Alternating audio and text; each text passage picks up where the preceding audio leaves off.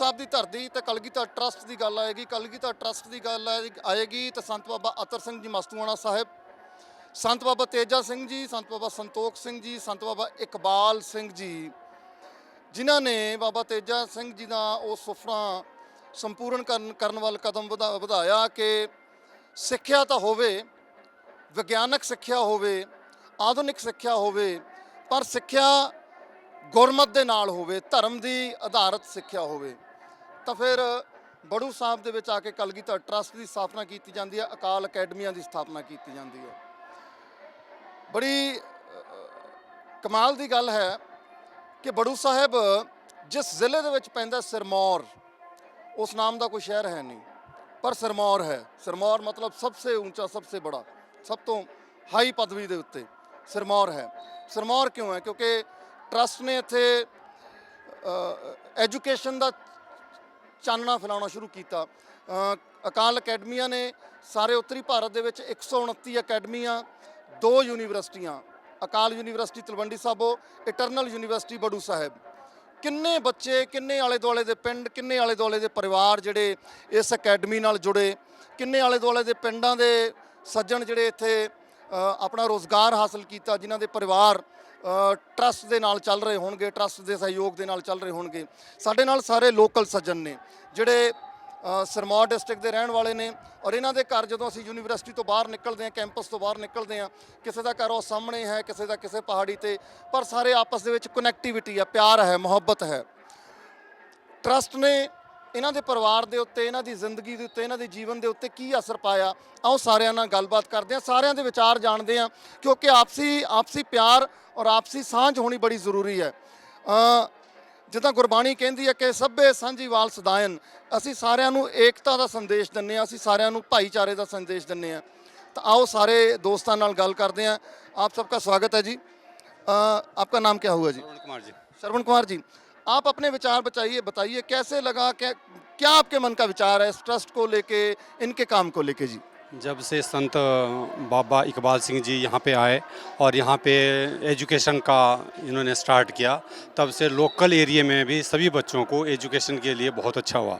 Residential school में भी यहाँ के बच्चे पढ़े और जो ओपन स्कूल है उसमें भी पढ़े, जहाँ पे फ्री एजुकेशन देते हैं।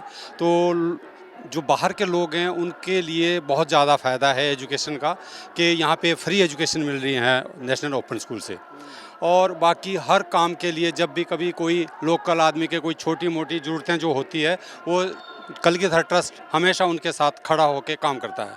और जब भी कोई इनके रिक्वेस्ट करते हैं तो ये हमारी बात को सुनते हैं और सारे काम जो है बहुत अच्छे ढंग से चलते हैं, बड़े प्यार से, बड़े उससे। मतलब भाईचारक सांझ भी बढ़ी है, आपसी प्रेम भी बढ़ा सबका। आपसी प्रेम बहुत अच्छा बढ़ा हुआ है, क्योंकि हर टाइम लोग इनके साथ जुड़े हुए हैं, ये लोगों के साथ जुड़े हुए हैं और बड़े प्यार से रहते हैं और बहुत अच्छा है। और जो यहाँ पे एजुकेशन है वो धर्म से टच एजुकेशन है, ये बहुत अच्छा है कि बच्चे जो है वो संस्कार के साथ एजुकेशन ले रहे हैं। और यहाँ पे लोकल बच्चे, और विशेषकर मेरे 2 बच्चे यहाँ पे रेजिडेंशियल स्कूल में पढ़े और +1 से नर्सरी से लेकर और +2 तक यहाँ पे एजुकेशन ली उन्होंने। और यहीं पे पढ़े बच्चे, बड़े बच्चों के अंदर संस्कार बहुत अच्छे हैं, क्योंकि जो बच्चे आज उसके बाद बाहर गए वो किसी भी तरह की कोई गलत आयब नहीं है, कोई नशा नहीं है, कोई गलत बात नहीं है, क्योंकि यहाँ पे बड़े अच्छे संस्कार मिले बच्चे को और बच्चे आगे भी बहुत अच्छे चले हुए हैं। और सब कुछ देन जो है बाबा इकबाल सिंह जी की है, जिन्होंने यहाँ पे ये इंस्टीट्यूट खोले, बनाए और लोगों को एजुकेशन, सब लोगों के बच्चों को एजुकेशन दी। इसके लिए हम बहुत बहुत धन्यवादी हैं कलगीधर ट्रस्ट के और बाबा इकबाल सिंह जी के। धन्यवाद श्रवण कुमार जी। भाई साहब, आपका नाम क्या है जी? रामलाल ठाकुर जी। ठाकुर साहब, क्या विचार है मन का? क्योंकि मैं सवाल आपसे क्या करूं, क्योंकि आप हर रोज़ यहाँ पे रहते हैं, आपका हर रोज़ आना जाना है। आज भी आपने नगर कीर्तन देखा, इनके धर्म का, यानी कि हमारे सिख धर्म का आपने एक अलग रंगत देखी। हर रोज़ कुछ ना कुछ होता है, तो आपके मन का क्या विचार है? ये संस्था जो है, बाबा इकबाल सिंह जब से आए यहाँ, उनका यहाँ लोगों के साथ बड़ा प्रेम रहा है और हर किस्म से लोगों के यहाँ तालमेल बड़ा बिठा के रखते हैं और लोकल लोगों को भी बड़ा प्रोत्साहन देते हैं। जिस चीज़ की भी इनको ज़रूरत होती है लोगों को, उसमें पूरा सहयोग रहता है इनका। और स्कूल के बच्चे हमारे फ्री एजुकेशन देते हैं यहाँ। अच्छा, फ्री है, लोकल के लिए, हाँ, ओपन स्कूल के। और उसमें जो है हमारी 5-6 पंचायतों को बिल्कुल फ्री कोर्स देते हैं यहाँ। उनको किताबें भी फ्री है, वर्दियाँ भी फ्री है और एजुकेशन भी फ्री है, कोई फीस नहीं है उनकी। और जब भी हमारे इलाके को कोई दुख की घड़ी आती है तो उसमें हर टाइम ये हमारे साथ रहते हैं खड़े। किसी भी प्रकार की दुख बीमारी में कोई गाड़ी की जरूरत पड़े तो एकदम ये गाड़ियाँ उपलब्ध करा देते हैं। अगर किसी को भी कोई इमरजेंसी पड़ती है, इमरजेंसी आए तो हमारा कोई मरीज होता है उसको बाहर तक चंडीगढ़ तक भी फ्री भेज देते हैं यहाँ से। इस संस्था से हमारे को बड़ी सहूलियत है यहाँ से। क्या नाम है जी आपका? मेरा नाम नारायण दत्त शर्मा है और मैं शिक्षा विभाग में कार्यरत हूँ, एक अध्यापक हूँ।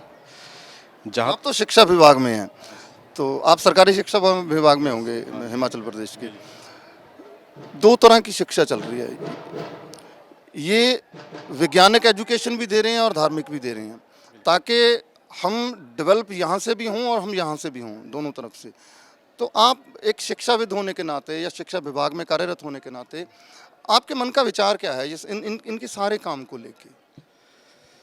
मैं हर पहलू पे जाना चाहूँगा। जी बिल्कुल। जो हमारा गुरुद्वारा बड़ू साहब है, ये हर क्षेत्र में इस क्षेत्र की मदद करते हैं, चाहे वो शिक्षा का क्षेत्र हो, चाहे वो स्वास्थ्य का क्षेत्र हो, चाहे वो गरीबों को उत्थान के लिए क्षेत्र हो। मैं एक शिक्षक होने के नाते हमें जो शिक्षा विभाग में कोई भी कमी किसी चीज़ की महसूस अपने एरिया में किसी स्कूल में होती है तो हम गुरुद्वारा बड़ू साहब से ट्रस्ट से जो मांग रखते हैं वो पूरी करते हैं। इनकी पूरी श्रद्धा स्कूलों को ऊपर उठाने के लिए या समाज में जो निम्न स्तर पे लोग हैं उनको उठाने के लिए इनकी विशेष श्रद्धा है और काम भी करते हैं। स्वास्थ्य की बात, यहाँ हॉस्पिटल है, कोई भी पेशेंट बीमार, कोई गरीब बीमार हो जाता है तो गाड़ी उपलब्ध करवाते हैं और जहाँ उसका इलाज हो वहाँ भेजते हैं और चंडीगढ़ तक भेजना हो। चाहे एजुकेशन की बात करूँगा तो एजुकेशन में यहाँ बोर्डिंग स्कूल भी है और ओपन स्कूल भी है जहाँ गरीब बच्चा पढ़ सकता है और कई इस क्षेत्र के कई बच्चे पढ़ रहे हैं। और आपको पता है यूनिवर्सिटी जो है यहाँ पे दो यूनिवर्सिटियाँ चल रही है, एक इंटरनेशनल यूनिवर्सिटी बड़ू साहब की, एक बाहर है और इनकी ब्रांचेस पूरे ऑल इंडिया लेवल पे लगभग 130 के लगभग ब्रांचेस हैं। तो शिक्षा के प्रसार के लिए गुरुद्वारा बड़ू साहब बहुत अग्रणी है। और जैसे कि हमारे साथियों ने कहा भाई, बाबा इकबाल सिंह जी की जो एक नींव यहाँ शिक्षा के क्षेत्र में रखी गई है, इस क्षेत्र के लिए उसका भरपूर फ़ायदा है और हम धन्यवाद करते हैं गुरुद्वारा साहिब के। और इसके साथ समाज के साथ ये लोग जुड़े हैं, जो हमारा कल्चर अपना है यहाँ लोकल, उनके साथ भी हमारे साथ ये बिल्कुल एंजॉय करते हैं। हम जो इनका कल्चर यहाँ है लोकल, वहाँ इनके साथ पूरा धर्म निभाते हैं और हमारा जो कल्चर है उनके बिल्कुल हमारे कंधे से कंधा मिलाकर खड़े होकर ये कल्चर हमारे साथ मनाते हैं। धन्यवाद। बहुत अच्छी बात की। आइए आगे आ जाइए थोड़ा। क्या नाम हुआ जी आपका? बलदेव सिंह है। बलदेव जी, यही बात जो मैं इनसे पूछ रहा हूँ, आपके मन का, हर इंसान का विचार अलग होता है, हर बंदे की सोच अलग होती है, तो आपके मन का विचार क्या है ट्रस्ट को लेके? बाबा इकबाल सिंह जी ने जो यहाँ पे एजुकेशन का काम शुरू किया, फिर एजुकेशन से हम चले गए अस्पतालों में, शिक्षा स्वास्थ्य के क्षेत्र में चले गए, उससे आगे गए हम फिर आपका जो गांव है उसको सुधारने के रास्ते पे चले ताकि वहाँ पे चीज़ें अच्छी हों, उससे आगे आए ये यहाँ पे अपने धर्म के बच्चों को तो पढ़ा ही रहे हैं, बाहर के बच्चों को पढ़ा रहे हैं, लेकिन आपके गाँव के जो आप या आसपास के बच्चे हैं उनकी शिक्षा के लिए भी इन्होंने सोचा। आपके मन का विचार क्या है? बाबा जी के आशीर्वाद से जी हमें तो बहुत अच्छा यहाँ पे जो रहा। हमारे तो बच्चे भी छठी क्लास से यहीं पे ही पढ़े, +2 तक की उन्होंने, और अच्छे से जो जिस भी क्षेत्र की बात ले लो आप, किसी भी चीज़ में, स्वास्थ्य के और शिक्षा के क्षेत्र में या किसी भी चीज़ में जी बड़ा अच्छा से वो रहा मतलब बड़ू साहब का ही। और हर चीज़ की सुविधा, किसी भी चीज़ की, कोई भी किसी के फंक्शन हो, किसी भी चीज़ में किसी भी चीज़ की ज़रूरत हो तो हर तरह से मतलब पूरा से हो, मतलब किसी भी तरह का बड़ू साहब से रहता ही। किसी भी चीज़ की जरूरत ले लो जी, हर तरह का मतलब पूरा से हो रहता ही बड़ू साहब का हर तरह। आपका क्या नाम है जी? सर नमस्कार जी, मेरा नाम विनोद कुमार, मैं 7 लखदी बड़ू साहब से नेरीनावण पंचायत से उप प्रधान हूँ। और मेरा मानना यही है जी, क्योंकि मैं तो यहाँ बड़ू साहब में 1990 से लेकर हमें सेवा का मौका गुरु महाराज के पास मिला है और हमें इतनी ज़्यादा खुशी है। मैं उस टाइम से डेवलपमेंट देख रहा हूँ, आज के समय भी देख रहा हूँ। बहुत अच्छा काम है, बहुत अच्छी संस्था है। जैसे भी हमें बड़ू साहब से ट्रस्ट वाले सेवा के लिए मौका देते हैं, वैसे हम लोग यहाँ सेवा के लिए हाजिर होते हैं। और मुझे बहुत अच्छा लगता है जी यहाँ बड़ू साहब आने में, क्योंकि हम तो ऐसे जैसे अपने घर की तरह रहते हैं और घर की तरह अच्छा है। दूध की देखो, हमारे पूरे इलाके से दूध की डायरी हमारे बड़ू साहब में है और हमारे लिए बहुत बड़ा सौभाग्य है। हमें यहाँ बड़ू साहब से इतनी हेल्प मिलती है। अगर हमें कहीं आने जाने के लिए गाड़ी है वो भी हमें यहाँ से सुविधा मिलती है बड़ू साहब से, इसलिए हमें तो यहाँ बाबा जी से आशीर्वाद मिलता है और बहुत अच्छा लगता है जी बड़ू साहब में। ਸ਼ੁਕਰੀਆ ਜੀ ਆਪਣੇ ਵਿਚਾਰ ਦੇਣ ਕੇ ਲਈ। ਇਸ ਗੱਲਬਾਤ ਨੂੰ ਜਾਰੀ ਰੱਖਾਂਗੇ। ਵਕਤ ਨੇ ਇੱਕ ਛੋਟੇ ਜਿਹੇ ਵਕਫੇ ਦਾ ਹੋਇਆ, ਬ੍ਰੇਕ ਦੇ ਅਗਲੇਰੇ ਪਰ ਇਸੇ ਚਰਚਾ ਨੂੰ ਜਾਰੀ ਰੱਖਾਂਗੇ ਕਿਉਂਕਿ ਚਰਚਾ ਬਹੁਤ ਮਹੱਤਵਪੂਰਨ ਹੈ। ਉਹ ਕਹਿੰਦੇ ਨਾ ਕਿ ਹਥਕੰਗਨ ਕੋ ਆਰਸੀ ਕਿਆ ਔਰ ਪੜ੍ਹੇ ਲਿਖੇ ਕੋ ਫਾਰਸੀ ਕਿਆ। ਸੋ ਜੇ ਤਾਂ ਮੈਂ ਕੋਈ ਗੱਲ ਵਧਾ ਚੜਾ ਕੇ ਕਰ ਰਿਹਾ ਹਾਂ ਤਾਂ ਬਾਅਦ ਦੀ ਗੱਲ ਹੈ। ਸੱਚ ਇਹਨਾਂ ਦੇ ਮੂੰਹੋਂ, ਤਜਰਬੇ ਇਹਨਾਂ ਦੇ ਸਿੱਧੇ ਕੈਮਰੇ ਦੇ ਰਾਹੀਂ ਤੁਹਾਡੇ ਤੱਕ ਪਹੁੰਚ ਰਹੇ ਨੇ। ਮਿਲਦੇ ਹਾਂ ਬ੍ਰੇਕ ਦੇ ਅਗਲੇਰੇ ਪਾਰ। हम जो है वो विक्रमादित्य और भर्तृहरि हरिवंशज है। तो 200 साल पहले लगभग हमारे बुजुर्ग ने अमृत छका था। तो जो सबसे पहले इस इलाके में जो पहाड़ी एरिया है इसमें बाबा जवाहर सिंह जी महाराज ने पहाड़ी लोगों को सिक्की से जोड़ा था। तो यहाँ पे जब हमारा परिवार पहाड़ पे आया, आबदाली से जब लड़ाई हो रही थी उसके बाद 1761 के बाद हमारा जो कुटुंब है वो हरिद्वार जा रहे थे महाकुंभ में, और उसके बाद जो है वो वापस नहीं जा सके लड़ाई के दौरान। तो फिर इसमें पहाड़ पे आके यहाँ पे जो गंडूरी रियासत थी उनके राणा जी ने हमारे बुजुर्ग को जो है वो यहाँ पे बसाया जी। तो उन्होंने अडोप्ट किया था। तो गंडूरी एक रियासत जो ये सारा एरिया, काफ़ी सारा एरिया उसमें आता है जी। ये शरीर छूट भी जाए मेरा, चाहे मुझे भगवान कुत्ते की योनि भी दे, तो लेकिन वो गुरु घर से जोड़े रखे हैं, ये मेरी विनती है परमात्मा से। और बाबा जी का तो बहुत बहुत शुक्रिया कि हम जो है उनका एहसान कभी जो है वो मतलब बदला नहीं। ਚੱਲ ਰਹੀ ਹੈ ਜਿਹੜੇ ਇੱਥੋਂ ਦੇ ਸਾਡੇ ਲੋਕਲ ਸੱਜਣ ਨੇ, ਬੜੀਆਂ ਦਿਲਚਸਪ ਪਹਿਲੂ ਵੀ ਨਿਕਲ ਕੇ ਸਾਹਮਣੇ ਆਉਂਦੇ ਨੇ। ਨਮਸਕਾਰ ਜੀ। सत श्रीकाल जी। ਕੀ ਨਾਮ ਹੈ ਜੀ ਤੁਹਾਡਾ? मेरा नाम गुरुमुखी नाम अजीत सिंह है जी। ਅਜੀਤ ਸਿੰਘ। जी जी गुरुमुखी। ਗੁਰਮੁਖੀ ਨਾਮ। हाँ जी, इससे पहले जो ऑफिशियल ਪਹਿਲਾ ਨਾਮ ਕੀ ਹੈ? जो ऑफिशियली मेरा नाम है वो धर्मपाल सिंह है जी। ਧਰਮਪਾਲ ਜੀ। ਧਰਮਪਾਲ ਜੀ, ਤੁਹਾਡੀ ਹਿਸਟਰੀ ਵੀ ਜੁੜੀ ਹੋਈ ਆ, ਹੁਣ ਤੁਸੀਂ ਗੁਰੂ ਵਾਲੇ ਬਣੇ ਹੋਏ ਹੋ। ਕਿਵੇਂ ਇੱਧਰ ਆਉਣਾ ਹੋਇਆ, ਧਰਮ ਦੇ ਬਾਰੇ ਜਾਣਕਾਰੀ, ਕਿਵੇਂ ਪਿਆਰ ਜਾਗਿਆ, ਸਾਰੀਆਂ ਗੱਲਾਂ ਜੋ ਕੁਝ ਖੁੱਲ੍ਹ ਕੇ ਸਾਰੀ ਗੱਲ ਕਰਨੀ। हम जो है वो विक्रमादित्य और भर्तृहरि हरिवंशज है। तो 200 साल पहले लगभग हमारे बुजुर्ग ने अमृत छका था। तो जो सबसे पहले इस इलाके में जो पहाड़ी एरिया है इसमें बाबा जवाहर सिंह जी महाराज ने पहाड़ी लोगों को सिक्की से जोड़ा था।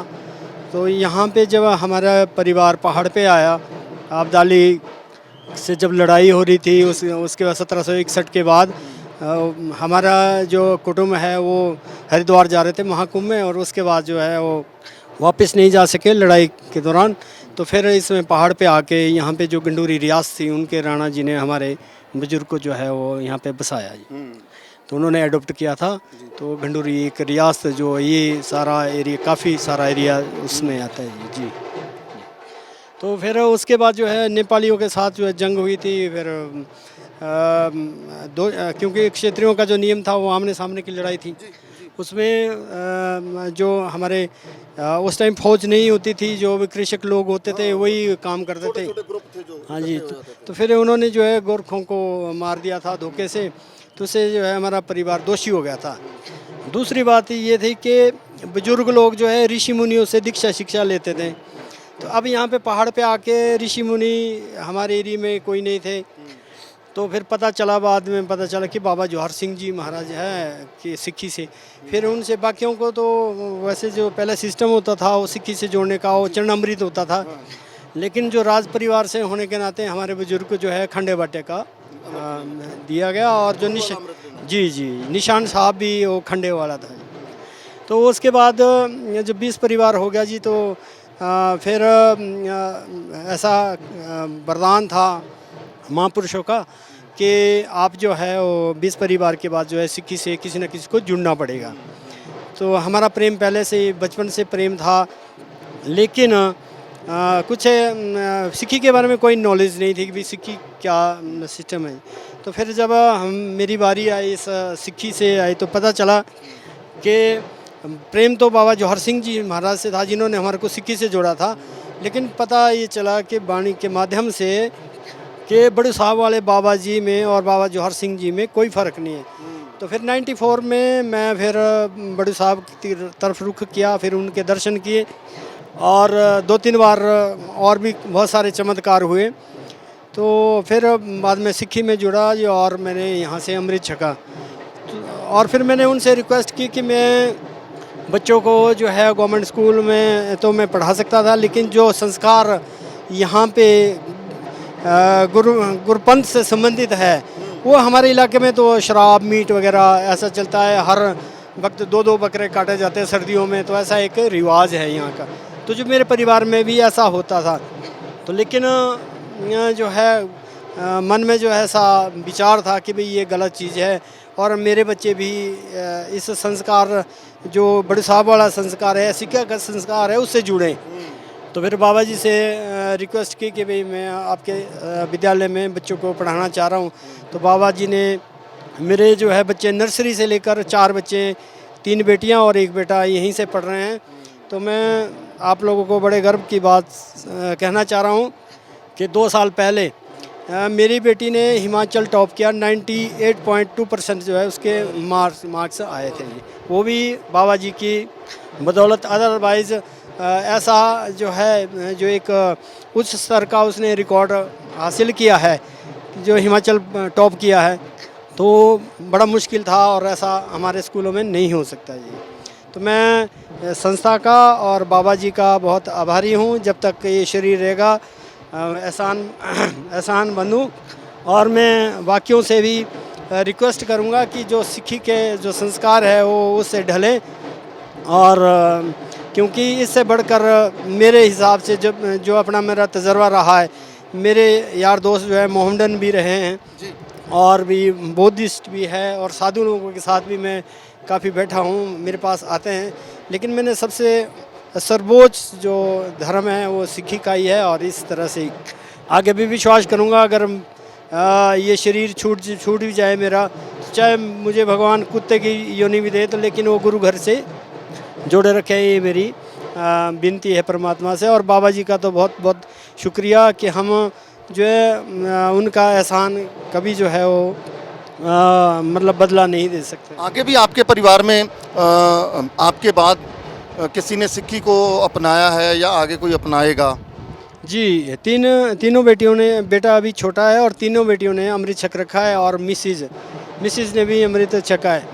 तो जो हमारे परिवार से संबंधित या रिश्तेदारियों में और है, तो वो ये कह रहे थे कि भाई इसको पकड़ो और इसके बाल काट दो। कहते बातें भी होती थी। हाँ जी, हाँ जी, हाँ जी, कि ये बहुत गलत कर रहा है। तो लेकिन अब मैं ये देख रहा हूँ कि हम अच्छे रास्ते पे है, और जितनी भी अच्छी संस्थाएं हैं या धर्म से जुड़ी संस्थाएं वो सभी रिस्पेक्ट करती हैं।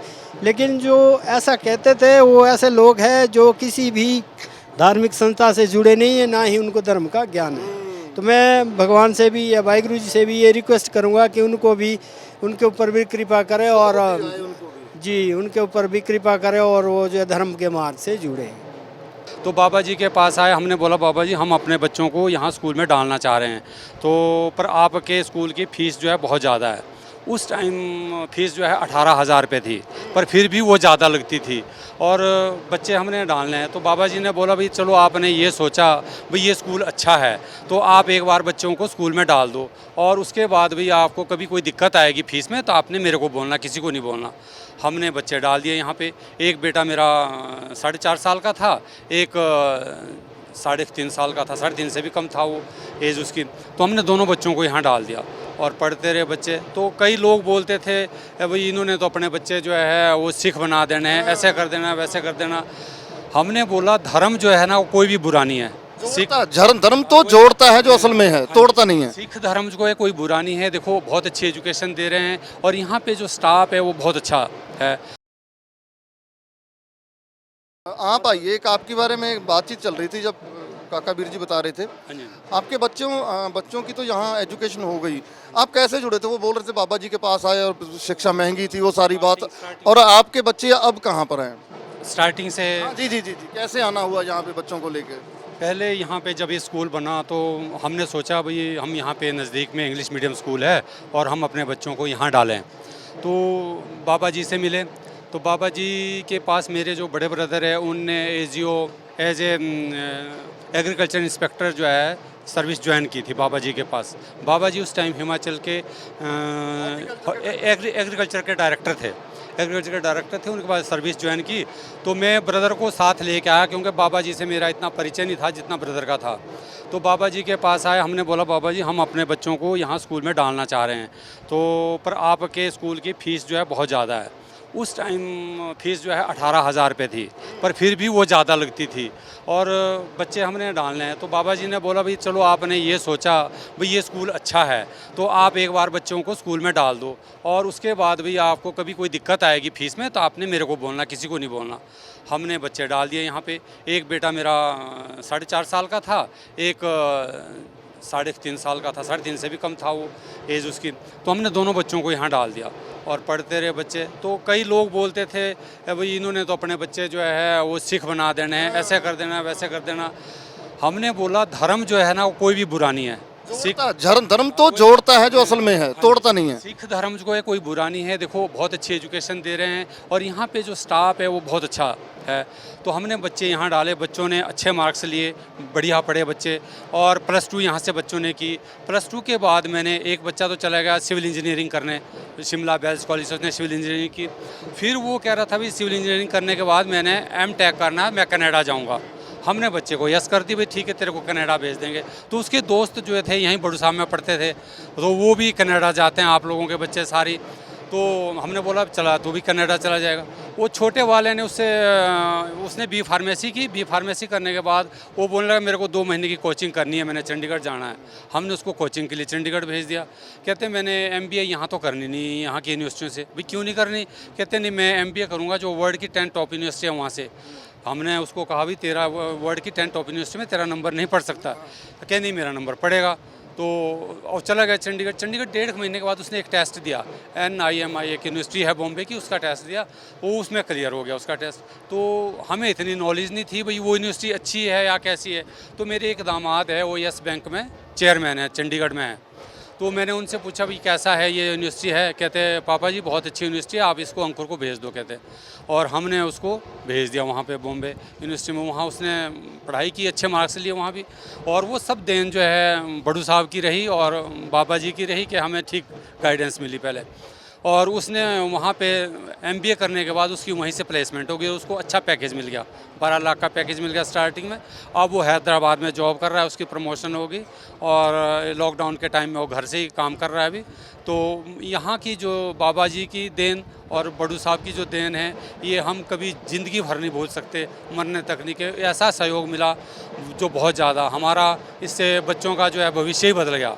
और हम भगवान से प्रार्थना करते हैं कि बड़ू साहब एकेडमी फले फूले और बहुत अच्छे काम। और बाबा जी जहाँ भी गए वहाँ बड़े अच्छे स्थान पर रहें, आगे भी यहाँ भी उन्होंने बहुत अच्छे काम किए और आगे भी उनको बहुत अच्छी जगह मिले। बस यही हमारी भगवान से प्रार्थना है। इसी बात पूछना चाहता हूँ आपसे कि आपकी कभी आपके आसपास के लोगों से, आपके दोस्तों से, आपके रिश्तेदारों से विचार होती है कि उनको भी अपने बच्चे यहाँ डालने चाहिए, या आप उनके साथ कोई चर्चा करते हो कि भाई अगर आपके बच्चे कहीं और पढ़ रहे हैं तो उससे बेहतर है कि आप बड़ू साहब में डाल दो, बच्चों का भविष्य अच्छा हो जाएगा? या आप एग्जाम्पल देते हो कि अगर मेरे वाले बच्चों की नींव बड़ी बढ़िया हो गई, उनका बेस बढ़िया बना दिया बड़ू साहब ने, इसलिए आज वो सक्सेस हैं, कामयाब हैं? इसके लिए पता क्या, ये जब हम मेरे बच्चे यहाँ मैंने शुरू में डाले ना, तो उसके बाद और लोगों ने भी डाले। जैसे मानगढ़ से 3-4 बच्चे मानगढ़ से आए, इधर से ऊपर रासू मंदिर साइड से भी आए, गंडोरी से इनके गुरुजी के बच्चे थे। मतलब सब लोगों ने, काफ़ी लोगों ने रेजिडेंशियल स्कूल में डाला, इंग्लिश मीडियम स्कूल में डाला। जो लोग इंग्लिश मीडियम स्कूल में नहीं डाल सकते थे उन्होंने नेशनल ओपन स्कूल जो है बाबा जी ने फ्री एजुकेशन का जो स्कूल खुला हुआ था उसमें तब भी पढ़ते थे बच्चे और आज भी पढ़ते हैं। उसमें बहुत ज़्यादा लोकल बच्चे वहाँ पढ़ते हैं और इंग्लिश मीडियम में अब भी लोग यहाँ पे पढ़ा रहे हैं। जिन लोगों के पास अच्छे साधन हैं वो लोग बढ़िया पढ़ा रहे हैं। और यहाँ पे मैं आपको बता रहा था भाई, हमने जब यहाँ बच्चे डाले थे तो उस टाइम बच्चों की फ़ीस मात्र 18,000 रुपये थी। जब हमने बच्चे यहाँ से निकाले तो उस टाइम 1,30,000 रुपये फ़ीस थी। फिर भी चलता रहा। मतलब गुरु महाराज की कृपा से, बाबा जी की कृपा से सारे काम जो है वो बिल्कुल सही होते रहे। तो यही हमारा बहुत बहुत धन्यवाद आप लोगों का भी। आप लोग आए, आपने हमारा इंटरव्यू लिया तो बहुत अच्छी बात। धन्यवाद बातचीत करने के लिए।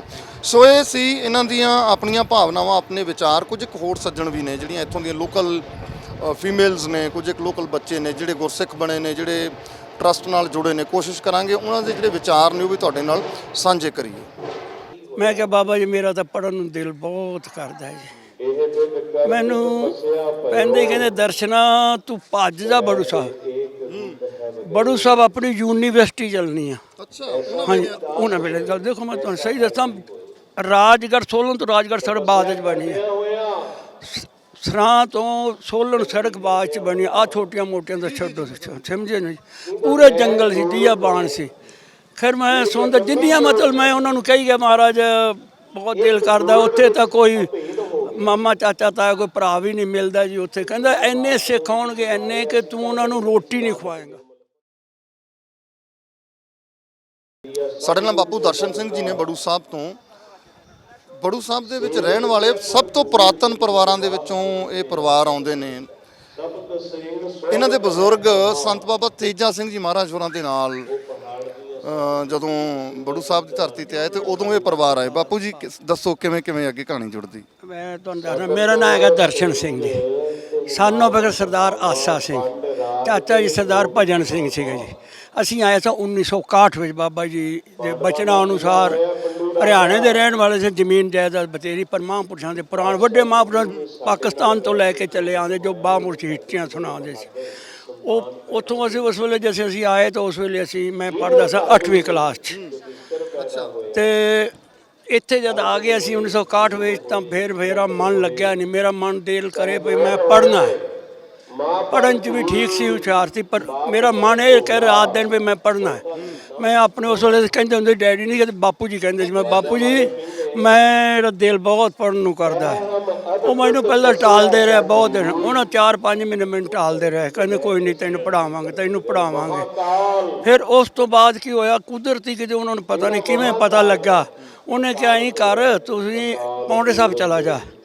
ਉੱਥੇ ਸੰਤ ਬਾਬਾ ਤੇਜਾ ਸਿੰਘ ਜੀ ਆਏ ਹੋਏ ਨੇ, ਅਗਰ ਉਹ ਤੈਨੂੰ ਕਹਿਣਗੇ ਤਾਂ ਤੂੰ ਉੱਥੇ ਪੜ੍ਹ ਲਈ ਆਪਣਾ ਦਿਲ ਨਾਲ। ਮੈਂ ਬੜਾ ਖੁਸ਼ ਹੋਇਆ ਅਤੇ ਖੁਸ਼ ਹੋਣ ਤੋਂ ਕੀ ਹੋਇਆ ਵੀ ਮੈਂ ਕਿਹਾ ਵੀ ਮੈਂ ਬਾਬਾ ਜੀ ਦਾ ਪੜ੍ਹੇ ਲਿਖੇ, ਮੈਨੂੰ ਕੀ ਆਖਣਗੇ ਨਾ ਪੜ੍ਹ, ਮੈਨੂੰ ਕਹਿਣਗੇ ਪੜ੍ਹਨਗੇ। ਰਾਤ ਨੂੰ ਮੈਂ ਸੌਂ ਗਿਆ ਆਪਣੇ ਘਰ ਸੌਂ ਗਿਆ ਅਤੇ ਸਵੇਰੇ ਹੀ ਉੱਠਿਆ ਮੈਂ। ਉਸ ਵੇਲੇ ਇੱਥੇ ਜੰਗਲ ਬੀਆਬਾਨ ਹੁੰਦਾ ਸੀ। ਇੱਥੋਂ ਤੱਕ ਆ ਥੋੜ੍ਹਾ ਜਿਹਾ 1 ਫਰਲਾਂਗ ਪਰਾਂ ਜਾਓ ਇੱਥੇ ਰਿੱਛ ਵਗੈਰੇ ਮਿਲ ਜਾਂਦੇ ਸੀ। ਮੈਂ ਸਵੇਰੇ ਤੜਕੇ ਹੀ ਉੱਠਿਆ, ਉੱਠ ਕੇ ਆਪਣਾ ਨਹਾ ਧੋ ਕੇ ਮੈਂ ਪੈਦਲ ਹੀ ਚਲਾ ਗਿਆ। ਪੌਂਟੇ ਕੇ ਸਰਾਂ ਗਿਆ ਜੀ, ਇੱਥੋਂ ਪੈਦਲ ਜਾਣਾ ਪੈਂਦਾ। ਸਰਾਂ ਹੈ ਸਾਡੇ ਉਸ ਵੇਲੇ, ਬਲਕਿ ਸੋਲਨ ਸੜਕ ਵੀ ਨਹੀਂ ਸੀ, ਰਾਜਗੜ੍ਹ ਦੀ ਸੜਕ ਵੀ ਨਹੀਂ ਸੀ। ਮੈਂ ਸਰਾਂ ਚਲਾ ਗਿਆ ਪੈਦਲ। ਸਰਾਂ ਤੋਂ ਫਿਰ ਬੱਸ ਇੱਕ ਆਉਂਦੀ ਹੁੰਦੀ ਸੀ, ਉਹ ਮੈਨੂੰ ਸ਼ਾਮ ਨੂੰ ਪੌਂਟੇ ਪਹੁੰਚ ਗਿਆ। ਮੈਂ ਪੌਂਟੇ ਦੇ ਵਿੱਚ ਚੌਕਟੇ ਪਹੁੰਚਿਆ। ਸਾਡੇ ਉੱਥੇ ਹੋਰ ਵੀ ਰਿਸ਼ਤੇਦਾਰ ਰਹਿੰਦੇ ਸੀ, ਉਹਨਾਂ ਕੋਲ ਗਿਆ। ਉੱਥੋਂ ਫਿਰ ਮੈਂ ਚਲਾ ਗਿਆ ਬਾਬਾ ਜੀ ਕੋਲ। ਬਾਬਾ ਜੀ ਚੌਕਟੇ ਤੋਂ ਪੌਂਟੇ ਦੇ ਵਿਚਾਲੇ ਵੱਡੇ 2 ਅੰਬ ਸੀ ਉਸ ਜ਼ਮਾਨੇ।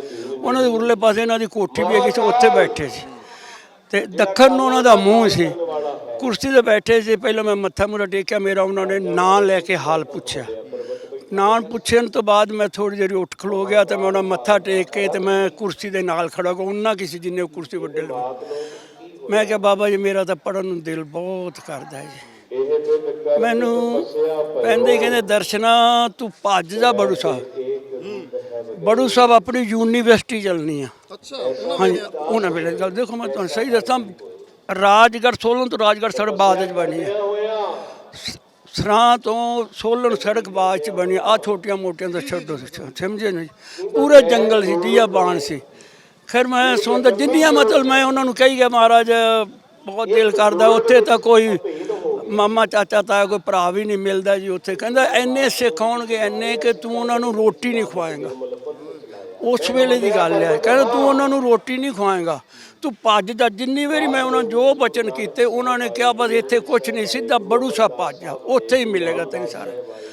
ਖੈਰ ਮੈਂ ਦੂਜੇ ਦਿਨ ਰਾਤ ਨੂੰ ਸੌਂ ਗਿਆ। ਮੈਂ ਸੋਚਿਆ ਵੀ ਮੇਰਾ ਮਨ ਨੂੰ ਰੱਖਣ ਵਾਸਤੇ ਕਹਿੰਦੇ ਨੇ, ਅਤੇ ਮੈਂ ਉੱਥੋਂ ਫਿਰ ਰਾਤ ਸੌਂ ਕੇ ਸਵੇਰੇ ਉੱਠ ਕੇ ਆ ਗਿਆ। ਸਰਾਂ ਪਹੁੰਚਿਆ। ਸਰਾਂ ਤੋਂ ਸਮਝੋ ਰਾਤ ਨੂੰ ਮੈਂ ਇੱਥੇ ਪਹੁੰਚ ਗਿਆ ਸ਼ਾਮ ਨੂੰ। ਇਸੇ ਖਰੋੜ ਥੱਲੇ ਜਿਹੜਾ ਇਸ ਵਕਤ ਮੌਜ ਰਿਹਾ ਦੂਰ ਇੱਥੇ ਬੈਠਾ, ਅਤੇ ਮੇਰੇ ਜਿੰਨੇ ਵੀ ਆਪਣੇ ਹੋਰ ਭਰਾ ਸੀ ਜਾਂ ਦੂਜੇ ਸੀ ਇੱਥੇ ਰਹਿਣ ਵਾਲੇ ਸਾਰੇ, ਉਹ ਆ ਗਏ, ਇਕੱਠੇ ਹੋ ਗਏ ਵੀ ਕੀ ਕਿਹਾ ਬਾਬਾ ਜੀ। ਮੈਂ ਬਾਬਾ ਜੀ ਤਾਂ ਆਪਣਾ ਦਿਲ ਰੱਖਦੇ ਨੇ ਭਰਾ, ਔਰ ਇੱਥੇ ਦਾ ਯੂਨੀਵਰਸਿਟੀ ਕਹਿੰਦੇ ਚੱਲਣੀ ਆ, ਤੂੰ ਭੱਜ ਜਾ ਬੜੂ। ਜੋ ਮੈਂ ਕਿਹਾ ਉਹਨਾਂ ਨੂੰ ਉੱਥੇ ਕੋਈ ਮਿਲਦਾ ਨਹੀਂ। ਕਹਿੰਦਾ ਇੰਨੇ ਸਿੱਖ ਆਉਣਗੇ ਇੰਨੇ ਤੂੰ ਰੋਟੀ ਨਹੀਂ ਖਵਾਏਂਗਾ। ਉਹ ਮੈਂ ਸਾਰੀ ਉਹਨਾਂ ਨੇ ਹਿਸਟਰੀ ਇੱਥੇ ਸੁਣਾਈ, ਪਰ ਉਹ ਵੀ ਚੁੱਪ ਹੋ ਕੇ ਕਹਿੰਦੇ ਹੁਣ ਇੰਨਾ ਜੰਗਲ ਹੈ ਬੀਆਬਾਨ, ਕੋਈ ਕੀ ਨਹੀਂ ਆਉਣਾ, ਕਿਵੇਂ ਆਉਣਾ, ਕਿਸੇ ਤਰ੍ਹਾਂ ਸੜਕ ਕੋਈ ਹੈ ਨਹੀਂ, ਇੱਥੇ ਕੋਈ ਹੈ ਨਹੀਂ, ਰਾਹ ਨਹੀਂ, ਸੜਕ ਨਹੀਂ, ਕੁਝ ਪੈਦਲ ਆਉਣਾ ਪੈਂਦਾ ਜੀ। ਸਰਾਂ ਤੋਂ ਇੱਥੋਂ ਬਹੁਤ ਦੂਰ ਹੈ, 27 ਕਿਲੋਮੀਟਰ। ਤੇ ਅੱਜ ਉਹ ਵੇਖਦੇ ਰਹੇ ਅਸੀਂ, ਫਿਰ ਇੱਥੇ ਹੀ ਰਹਿ ਗਏ ਜੀ। ਕੁਦਰਤ ਤੇ ਪਰਮਾਤਮਾ ਦੀ ਕਿਰਪਾ ਨਾਲ ਇੱਥੇ ਰਹਿ ਕੇ ਬਤੇਰੇ ਕੰਮ ਕੀਤੇ, ਗੁਰਦੁਆਰੇ ਸੇਵਾ ਕਰਦੇ। ਕੋਈ ਨਹੀਂ ਸੀ, ਸਾਡਾ ਇੱਕ ਚਾਚਾ ਜੀ ਸੀ ਭਜਨ ਸਿੰਘ, ਤੇ ਇੱਕ ਮੈਂ ਵੀ ਸੀ, ਪਹਿਲੇ ਤੋਂ ਹੀ ਲੱਗ ਗਏ ਸੀ ਅਸੀਂ, ਮਤਲਬ ਇਹਨਾਂ ਦਾ ਵੱਖਰਾ ਰੱਖਦੇ ਜੇ ਆਪਣਾ ਘਰ ਦਾ ਵੱਖਰਾ ਸੀ। ਫਿਰ ਇੱਥੇ ਹੀ ਸੇਵਾ ਕਰਦੇ ਕਰਦੇ ਤੁਸੀਂ ਇਹ ਸੋਚੋ ਵੀ ਅੱਜ ਮੈਂ ਉਹ ਸਾਰਾ ਕੁਝ ਜੋ ਉਹਨਾਂ ਨੇ ਮੈਨੂੰ ਕਿਹਾ ਸੀ ਉਸ ਤੋਂ ਅੱਜ ਤੋਂ ਬਹੁਤ ਸਾਲ ਪਹਿਲਾਂ ਹੀ ਵੇਖ ਲਿਆ। ਚਾਚਾ ਜੀ ਸਾਡੇ ਵੇਖ ਗਏ ਨੇ, ਮੈਂ ਵੀ ਵੇਖ ਲਿਆ। ਬਜ਼ੁਰਗ ਸਾਨੂੰ ਇਹ ਕਹਿੰਦੇ ਹੁੰਦੇ, ਤੁਸੀਂ ਮਤਲਬ ਬਾਪੂ ਸਾਡੇ ਜੀ ਇਹ ਕਹਿੰਦੇ ਸੀ, ਤੁਸੀਂ ਭਰੋਸਾ ਨਹੀਂ ਕਰਦੇ, ਸਾਧ ਬਚਨ ਅਟਲਾ ਦਾ ਸਾਧ ਦਾ ਬਚਨ ਬਿਰਥਾ ਨਹੀਂ ਜਾਏਗਾ। ਜੋ ਤੁਹਾਨੂੰ ਇੱਥੇ ਖੁਸ਼ੀ ਮਿਲੇਗੀ ਉਹ ਕਿਤੇ ਨਹੀਂ ਮਿਲੇਗੀ। ਜਦੋਂ ਉਹਨਾਂ ਕਿਹਾ ਤੁਹਾਨੂੰ ਉੱਥੇ ਹੀ ਸਾਰਾ ਕੁਝ ਮਿਲੇਗਾ। ਅਗਰ ਸੱਚ ਪੁੱਛੋ ਤਾਂ ਪਰਮਾਤਮਾ ਨੇ ਮੇਰੇ ਭਰਾਵਾਂ ਕੋਲ 2 ਟਰੱਕ ਸੀ ਪਹੁੰਚੇ, ਮੇਰੇ ਕੋਲ ਇੱਥੇ 2-4 ਖੱਚਰਾਂ ਰਹਿੰਦੀਆਂ ਸੀ ਜਾਂ ਘੁਰਾੜ ਸੀ, ਮੇਰੀ ਆਮਦਨ ਉਹਨਾਂ ਨਾਲ ਵੱਧ ਜਾਂਦੀ ਸੀ। ਖੱਚਰਾਂ ਦੀ ਆਮਦਨ ਟਰੱਕਾਂ ਨਾਲੋਂ ਵੱਧ। ਟਰੱਕ ਉਹਨਾਂ ਫਾਇਦਾ ਨਹੀਂ ਸੀ ਉਹਨੇ ਹੁੰਦਾ, ਉਹਨਾਂ ਵਾਰਸ ਸੀ ਉੱਥੇ ਸਾਨੂੰ, ਫਿਰ ਨਹੀਂ ਤੁਹਾਨੂੰ ਸੰਤਾਂ ਦੀ ਬਰਕਤ ਸੀ ਨਾ ਜੀ, ਆਸ਼ੀਰਵਾਦ ਸੀ। ਅੱਜ ਤੱਕ ਮਤਲਬ ਜੋ ਵੀ ਮੈਂ ਮਨ 'ਚ ਸੋਚਿਆ, ਥੋੜੀ ਦੇਰ ਹੋ ਸਕਦੀ ਮਗਰ ਉਹ ਮਹਾਂਪੁਰਸ਼ਾਂ ਦੇ ਉਹਨਾਂ ਸੰਤ ਮਹਾਰਾਜ ਬਚਨ ਜਿਹੜੇ ਨੇ ਸੱਚਮੁੱਚ ਅੱਜ ਯਾਦ ਆਉਂਦੇ ਨੇ। ਅਗਰ ਉਸ ਵੇਲੇ ਮੈਂ ਯਾਦ ਕਰਦਾ ਜਾਂ ਉਹਨਾਂ ਚੱਲਦਾ ਰਵਾਂ ਤੇ ਤਾਂ ਅੱਜ ਮੈਂ ਪਤਾ ਨਹੀਂ ਕਿੱਥੇ ਅੱਗੇ, ਪਰ ਮੈਂ ਸੇਵਾ ਕਰਦਾ ਰਿਹਾ। ਹੁਣ ਸਿਰਫ ਆ ਕਰੋਨੇ ਕਰਕੇ, ਉਸ ਤੋਂ ਕਰੋਨੇ 'ਚ ਮੈਂ ਬਾਹਰ ਗਿਆ ਤੇ ਉਹਨਾਂ ਮੈਨੂੰ ਕਹਿਣ ਲੱਗੇ ਜਦੋਂ ਬਾਹਰ, ਮੈਂ ਕਿਹਾ ਮੇਰੇ ਗੋਡਿਆਂ 'ਚ ਦਰਦ ਆ ਗਈ, ਲੱਤਾਂ 'ਚ ਦਰਦ ਬਹੁਤ ਆ ਗਈ, ਤੁਰਿਆ ਨਹੀਂ ਜਾਂਦਾ। ਅਜੇ ਵੀ ਮੈਨੂੰ ਕਹਿੰਦੇ ਗੱਡੀ ਦੇ ਦਿਆਂਗੇ। ਮੈਂ ਕਿਹਾ ਭਾਈ ਚਲੋ ਜਿੰਨਾ ਹੋ ਸਕੇਗਾ ਮੈਂ ਕਰਾਂਗਾ। ਹੁਣ ਮੈਨੂੰ ਮਹਾਂਪੁਰਸ਼ਾਂ ਦੇ ਇਹਨਾਂ ਬਚਨਾਂ ਦੇ ਨਾਲ, ਇਹਨਾਂ ਮਹਾਂਪੁਰਸ਼ਾਂ ਤੋਂ ਬੱਚੇ ਘਰ 'ਚ ਸਾਡੇ, ਮੇਰੇ ਲੜਕਾ ਹੋ ਗਿਆ ਸੀ, ਉਹਦਾ ਵਿਆਹ ਹੋ ਗਿਆ ਸੀ, ਉਹਨੂੰ 10 ਸਾਲ ਹੋ ਗਏ ਸੀ, ਬੱਚਾ ਬੱਚਰੀ ਕੋਈ ਨਹੀਂ ਸੀ ਹੋਇਆ। ਇਹਨਾਂ ਕੋਲ ਅਸੀਂ ਗਏ ਦੋਵੇਂ ਜੀ, ਤਾਂ ਇਹਨਾਂ ਮਹਾਂਪੁਰਸ਼ਾਂ ਨੇ, ਬਾਬਾ ਇਕਬਾਲ ਸਿੰਘ ਜੀ ਕੋਲ, ਇਕਬਾਲ ਸਿੰਘ ਨੇ, ਇਹਨਾਂ ਨੇ ਵਚਨ ਕੀਤਾ। ਇੱਥੇ ਕੱਚੇ ਕੋਠੇ ਜਾ ਮੰਗੋ, ਅਸੀਂ ਦੋਵੇਂ ਜੀ ਕੱਚੇ ਕੋਠੇ ਅਸੀਂ ਕੀਤੇ। ਸਾਲ ਬਾਅਦ ਸਾਨੂੰ ਦੋਵੇਂ ਜੁੜਵੇਂ ਬੱਚੇ ਮਿਲੇ, ਮੁੰਡਾ ਵੀ ਮਿਲ ਗਿਆ ਤੇ ਕੁੜੀ ਵੀ ਮਿਲ ਗਈ। ਇਹ ਸੰਤਾਂ ਦੇ ਬਚਨ ਨੇ। ਸੰਤਾਂ ਬਚਨ ਤੇ ਮੈਨੂੰ ਦੱਸੋ, ਤੁਸੀਂ ਤਾਂ ਕੱਚਾ ਕੋਠਾ ਜਿਹੜਾ ਸੀ, ਤੁਸੀਂ ਤਾਂ ਇਹ ਵੇਖਦੇ ਰਹੇ ਹੋਵੋਗੇ ਜਦੋਂ ਬਾਬਾ ਤੇਜਾ ਸਿੰਘ ਜੀ ਮਹਾਰਾਜ ਇੱਥੇ ਹੁੰਦੇ ਸਨ। ਸੰਤ ਬਾਬਾ ਤੇਜਾ ਸਿੰਘ ਮਹਾਰਾਜ ਮੇਰੇ ਤੋਂ ਪਹਿਲੋਂ ਆਏ ਨੇ। ਉਹਨਾਂ ਨੇ 59 ਵਿੱਚ ਉਹਨਾਂ ਨੇ ਪਾਠ ਖੰਡ ਪਰ ਤੰਬੂ ਲਾ ਕੇ ਰਖਾਇਆ।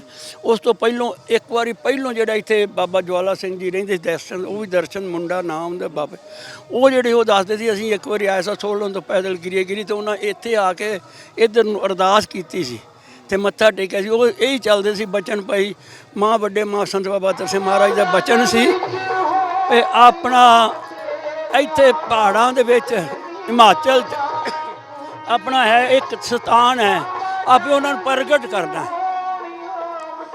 ਉਹਨਾਂ ਨੇ ਜਦੋਂ ਉਹ ਟੁਰਦੇ ਆਏ ਨਾ, ਕਹਿੰਦੇ ਅਸੀਂ ਇੱਥੇ ਆਏ, ਉਹ ਦੱਸਦੇ ਹੁੰਦੇ ਸੀ ਆਪਣੇ, ਉਹ ਕਹਿੰਦੇ ਇੱਥੇ ਆਏ ਤੇ ਇੱਥੇ ਉਹਨਾਂ ਨੇ ਇੱਧਰ ਨੂੰ ਖੜੇ ਥੱਲੇ ਗਿਰੀ 'ਚ ਖਲੋ ਕੇ, ਇੱਧਰ ਨੂੰ ਖਲੋ ਕੇ ਅਰਦਾਸ ਕੀਤੀ।